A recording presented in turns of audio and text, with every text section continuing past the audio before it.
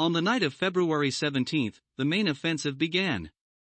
The 4th Battalion of the Rajputana Rifles was to capture Height 593, while the Sussex Regiment, already quite exhausted after previous attempts to take this height, remained in reserve, so that in the event of success by the Indians, they could pass through their battle lines and attack Height 444.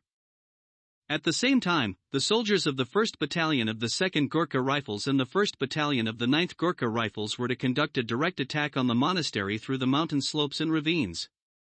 The command was aware the soldiers were to cross very difficult mountainous terrain, but there were hopes that the Gurkhas, being soldiers accustomed to mountainous areas, would be able to successfully reach the monastery. Those hopes turned out to be in vain. The troops did not advance, they only suffered heavy losses.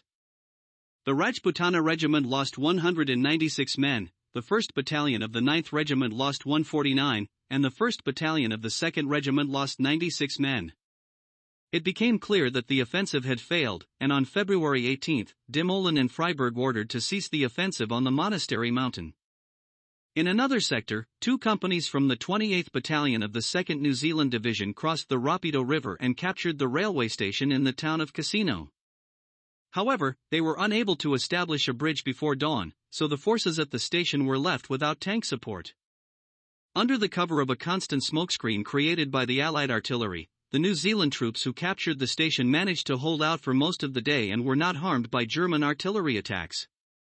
However, on February 18, when the German tank counterattack began, the isolated troops without the support of tanks and anti-tank guns found themselves defenseless. Soon, after the command was convinced of the failure of the offensive in other areas, the New Zealand troops were ordered to retreat back to the river. Meanwhile, it turned out that the Allies were close to victory.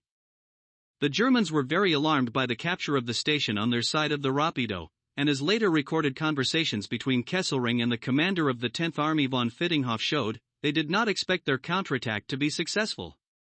When planning the operation, the Allied commanders concluded that while winter weather persists, crossing the Rapido in its lower course is far from the best idea, as confirmed in 2 previous battles.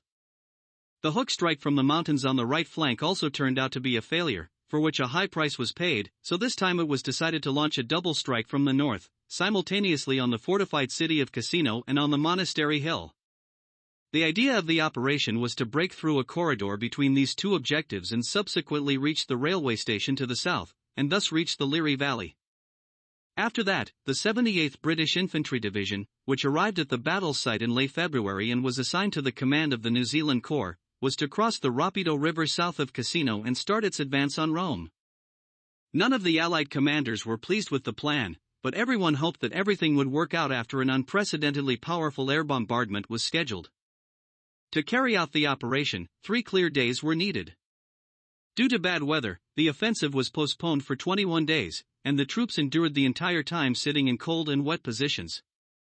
An additional unpleasant circumstance was the loss of Major General Kippenberger, commander of the 2nd New Zealand Division. He stepped on an anti-personnel mine and lost both legs. He was replaced in his post by Brigadier Graham Parkinson. A pleasant piece of news before the offensive was that the German counterattack at Anzio had failed.